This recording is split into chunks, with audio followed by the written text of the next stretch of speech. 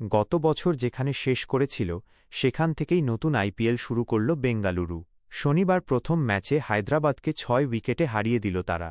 প্রথমে ব্যাট করে হায়দ্রাবাদ তোলে ২০১-এর ৯। জবাবে ৪ উইকেট হারিয়েই জয়ের রান তুলে দেয় বেঙ্গালুরু। দেবদত্ত পারিক্কল এবং বিরাট কোহলি অর্ধশতরান করলেন। অধিনায়ক রজত পাটিদারের ইনিংস ম্যাচের মোড় ঘোরানো মুহূর্ত হয়ে থাকল। জলে গেল ঈশান কিষানের ৮০ রানের ইনিংস। হায়দ্রাবাদের তোলা ২০১ রান তাড়া করতে নেমে ২টি ৪ মেরে শুরুটা ভালই করেছিলেন ফিল সল্ট। ৯। তবে দ্বিতীয় ওভারেই আউট হন তিনি। ৩-এ নামেন ইম্প্যাক্ট প্লেয়ার পারিক্কল। প্রথম বলেই জয়দেব উনাদকাটকে ৬ মেরে শুরু করেন। তখনই বোঝা গিয়েছিল কী রকম মেজাজে রয়েছেন।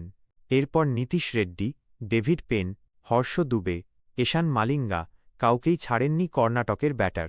২১ বলে অর্ধশতরান করেন। ৮.১ ওভারেই ১০০ পেরিয়ে যায় বেঙ্গালুরু।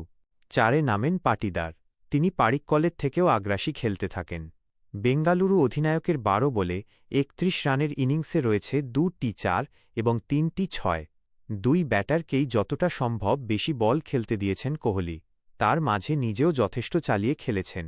পাটিদার এবং জিতেশ শর্মা ০ পর ২ বলে ফিরে যান। এরপর দলের দায়িত্ব নেন কোহলি। গত বছর আইপিএলের ফাইনাল খেলার পর আর কোনো টি-২০ ম্যাচ খেলেননি কোহলি। ১০ মাস পর ফিরেছিলেন ক্রিকেটের সংক্ষিপ্ততম ফরম্যাটে। একবারের জন্যও মনে হয়নি তিনি আর টি-২০ আন্তর্জাতিকে খেলেন না।